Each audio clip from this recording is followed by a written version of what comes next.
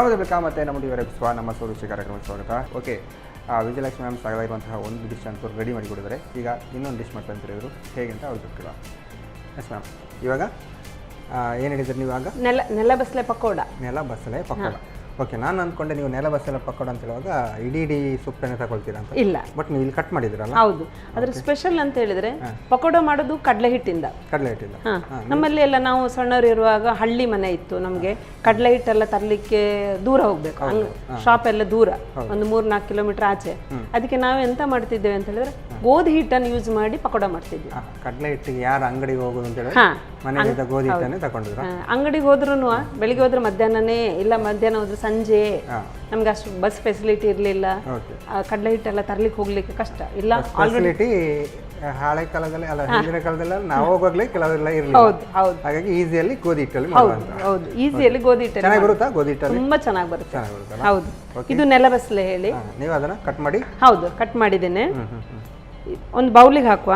Okay, ಇದಕ್ಕೆ ಈರುಳ್ಳಿ ಹಾಕುವ. ಎಂತ ಅಂದ್ರೆ ಟೇಸ್ಟ್ ಬರುತ್ತೆ, ಇಲ್ಲ ಅಂದ್ರೆ ಸಪ್ಪೆ ಸಪ್ಪೆ ಇರುತ್ತೆ. ಈರುಳ್ಳಿ ಅಲ್ಲ? ಈರುಳ್ಳಿ ಎಷ್ಟು ಹಾಕಿದ್ರೂ ಆಗುತ್ತೆ, ನಿಮ್ದು ಆಪ್ಷನ್ ಅದು. ಸಾಮಾನ್ಯವಾಗಿ ನಮ್ಮಲ್ಲಿ ಮಳೆಗಾಲದಲ್ಲೆಲ್ಲ ಈರುಳ್ಳಿ ಸ್ಟಾಕ್ ಮಾಡಿ ಇಟ್ಟಿರ್ತಾರೆ, ಹಾಗೆ ಜಾಸ್ತಿ. ಅಂದ್ರೆ ಮಳೆಗಾಲದಲ್ಲಿ ಹೋಗ್ಲಿಕ್ಕೆ ಆಗಲ್ಲ, ತುಂಬಾ ಹೊಳೆ ಎಲ್ಲ ಬರುತ್ತೆ, ದಾಟಿ ಹೋಗ್ಲಿಕ್ಕೆ ಆಗಲ್ಲ, ಅದಕ್ಕೋಸ್ಕರ ಈರುಳ್ಳಿ ಎಲ್ಲ ಸ್ಟಾಕ್ ಮಾಡ್ತೀವಿ. ಇದಕ್ಕೆ ರುಚಿಗೆ ತಕ್ಕಷ್ಟು ಉಪ್ಪು. ಉಪ್ಪಲ್ಲ? ಹಾ, ರುಚಿಗೆ ತಕ್ಕಷ್ಟು ಖಾರ ಪುಡಿ, ಮೆಣಸಿನ ಪುಡಿ. ಇದಕ್ಕೆ ಜಾಸ್ತಿ ಏನು ಆ್ಯಡ್ ಮಾಡ್ಕೊಳ್ಳೋದು ಇಲ್ಲ. ಈರುಳ್ಳಿ ಮತ್ತು ನೆಲಬಸಳೆ ಸೊಪ್ಪು ಎರಡು ಇದ್ರೆ ಸಾಕಾಗ್ತಲ್ಲ? ಅಷ್ಟೇ ಸಾಕು. ಒಂದ್ಸಲ ಮಿಕ್ಸ್ ಮಾಡ್ಕೊಳ್ಳುವ ಇದು. ಓಕೆ,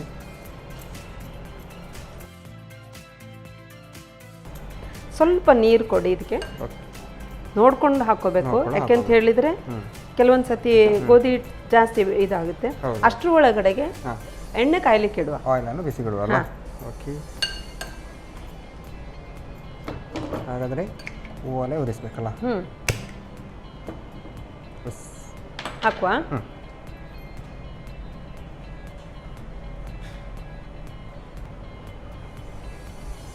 ಇಷ್ಟು ಮೆಜರ್ಮೆಂಟ್ ಇಷ್ಟ ಆದ್ರೆ ಸಾಕು. ಈ ತರ ಇವಾಗ ನೋಡ್ಲಿಕ್ಕೆ ನೋಡಿ ಒಂಥರ ಸಲಾಡ್ ಹೌದು ಹಾಗೆಲ್ಲ. ಹೌದು. ಓಕೆ, ಈಗ ಇದಕ್ಕೆ ಗೋಧಿ ಹಿಟ್ಟು ಮಾತ್ರ ಅಳತೆ ಇಲ್ಲ. ಯಾಕೆಂತ ಹೇಳಿದ್ರೆ ಇದನ್ನ ಕಲಸೋಷ್ಟು ಬಂದ್ರೆ ಆಯ್ತು. ನಾವು ನಾರ್ಮಲ್ ಹೇಗೆ ಈರುಳ್ಳಿ ಬಜ್ಜಿ ಎಲ್ಲ ಮಾಡ್ತೇವೆ, ಸೇಮ್ ಅದೇ ಥರ ಅಲ್ಲ? ಅದೇ ಥರ. ಓಕೆ, ಈಗ ನೆಲಬಸಳೆಯಿಂದ ಬೇರೆ ಏನು ಮಾಡ್ಲಿಕ್ಕೆ ಆಗ್ತದೆ? ಪಲ್ಯ ಮಾಡ್ತೀರಾ ಅಂತಲ್ಲ? ನೆಲಬಸಳೆ, ಹೌದು ಹೌದು, ಪಲ್ಯ ಮಾಡ್ತೇವೆ.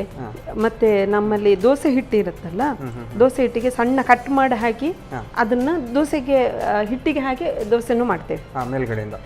ಮೇಲ್ಗಡೆನೂ ಹಾಕ್ಬೋದು, ಇಲ್ಲ ಸಣ್ಣ ಕಟ್ ಮಾಡಿ ದೋಸೆ ಮಿಕ್ಸ್ ಒಳಗೆ ಮಾಡ್ಕೊಂಡು ಮಾಡ್ಕೋಬಹುದು. ಅದು ಚೆನ್ನಾಗಿರ್ಬೋದಲ್ಲ? ಅದ್ರ ಜೊತೆ ಈರುಳ್ಳಿ ಕೂಡ ಹಾಕೊಳ್ಬಹುದು, ಚಿಕ್ಕದಾಗಿ ಈರುಳ್ಳಿ ಎಲ್ಲ. ಸೇಮ್ ಇದನ್ನೇ ದೋಸೆ ಹಿಟ್ಟಿಗೆ ಚೂರು ಮಿಕ್ಸ್ ಮಾಡೋದೇ ಸ್ವಲ್ಪ ಕಷ್ಟ ಇದು, ಯಾಕೆಂದ್ರೆ ಅಂಟು ಬರುತ್ತೆ ಅಲ್ಲ. ನಾವೀಗ ಹೀಗೂ ಕೂಡ ಮಾಡ್ಕೊಳ್ಬಹುದು. ಗೋಧಿ ಹಿಟ್ಟನ್ನು ಮೊದಲೇ ನಾವು ಏನು ನೀರು ಮಾಡಿಕೊಂಡು ಅದು ಆಗಲ್ಲ. ಯಾಕೆ ಅಂತ ಹೇಳಿದ್ರೆ ಗೋಧಿ ಹಿಟ್ಟು ನೀವು ಎಷ್ಟು ಅಂತ ಹಾಕ್ಲಿಕ್ಕೆ ಆಗಲ್ಲ. ಇದಾದ್ರೆ ಸುಲಭ, ಅದಕ್ಕೆ ಎಷ್ಟು ಬೇಕೋ ಅಷ್ಟೇ ಹಿಡ್ಕೊಳ್ಳುತ್ತಲ್ಲ, ಹಾಕೊಳ್ಬೋದಲ್ಲ? ಇಷ್ಟು ಸಾಕು. ನೀವು ಈಗ ಕೈಯಲ್ಲೇ ಬಿಡುವ ಅಂದಾಜು? ಕೈಯಲ್ಲೇ ಬಿಡಬೇಕು, ಸ್ಪೂನಲ್ಲಿ ಬಿಡ್ಲಿಕ್ಕೆ ಬರದೇ ಇಲ್ಲ. ಬಿಡ್ಬೋದಾ?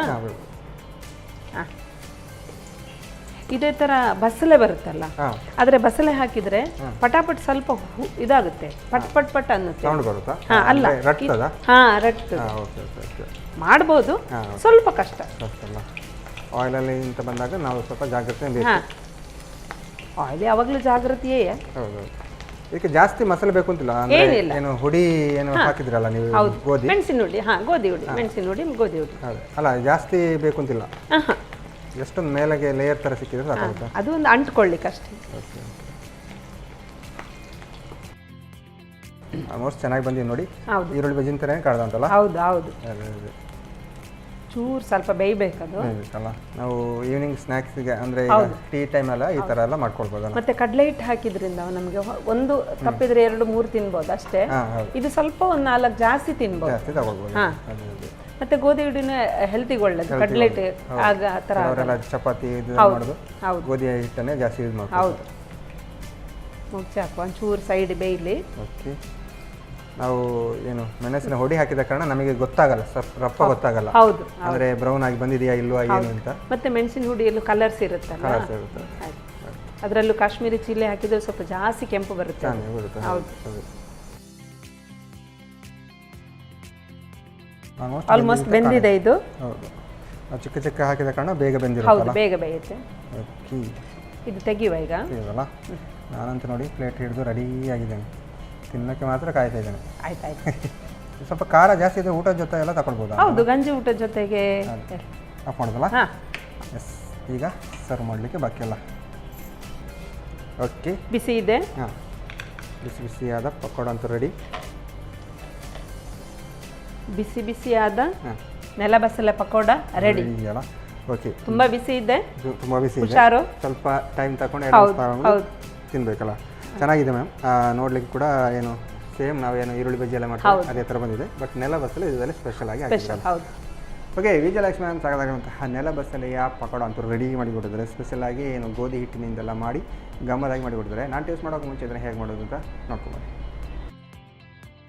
ನೆಲಬಸಳೆ ಪಕೋಡ ತಯಾರಿಸುವ ವಿಧಾನ. ಮೊದಲಿಗೆ ಸಣ್ಣಗೆ ಹೆಚ್ಚಿದ ನೆಲಬಸಳೆಗೆ ಹೆಚ್ಚಿದ ಈರುಳ್ಳಿ, ರುಚಿಗೆ ಅನುಸಾರವಾಗಿ ಉಪ್ಪು, ಮೆಣಸಿನ ಪುಡಿ, ಸ್ವಲ್ಪ ನೀರು, ಗೋಧಿ ಹಿಟ್ಟು ಹಾಕಿ ಕಲಸಿಕೊಳ್ಳಿ. ಆನಂತರ ಚಿಕ್ಕ ಉಂಡೆಗಳಾಗಿ ಮಾಡಿ ಕಾದ ಎಣ್ಣೆಯಲ್ಲಿ ಹೊಂಬಣ್ಣ ಬರುವವರೆಗೂ ಕರಿಯಿರಿ. ಈಗ ಬಿಸಿ ಬಿಸಿಯಾದ ಗರಿಗರಿಯಾದ ನೆಲಬಸಳೆ ಪಕೋಡ ಸವಿಯಲು ಸಿದ್ಧ.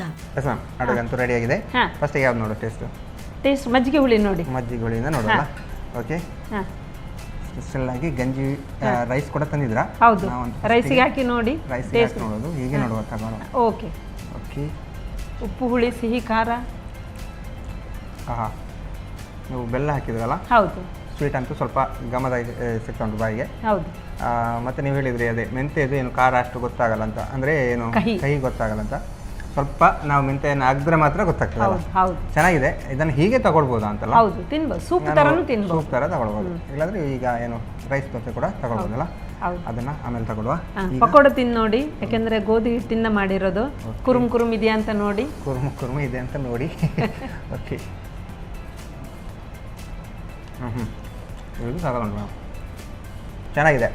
ನಮಗೆ ಏನು ಮನೆಯಲ್ಲೇ ಸಿಗುವಂತಹ ಈ ಥರದ ಎಲೆಯನ್ನೆಲ್ಲ ಹಾಕೊಂಡು ಪಕೋಡ ಮಾಡೋದು ಈಸಿ ಕೂಡ. ಹೌದು, ಚೆನ್ನಾಗಿ ಅನಿಸ್ತು. ಟೇಸ್ಟ್ ಕೂಡ ಗಮದಾಗಿ ಬಂದಿದೆ. ಹೇಗೆ ಅನಿಸ್ತು ನಿಮಗೆ? ಖುಷಿ ಆಯ್ತು. ಖುಷಿ ಆಯ್ತು ನಿಮ್ಮ ಜೊತೆಗೆ ಅಡಿಗೆ ಮಾಡಿ ತುಂಬಾ ಖುಷಿ ಆಯ್ತು ನನಗೆ. ಹೌದು, ನಮಗೆ ಕೂಡ ನೋಡಿ ನಿಮ್ಮ ಕೈ ರುಚಿ ಕೂಡ ಚೆನ್ನಾಗಿದೆ.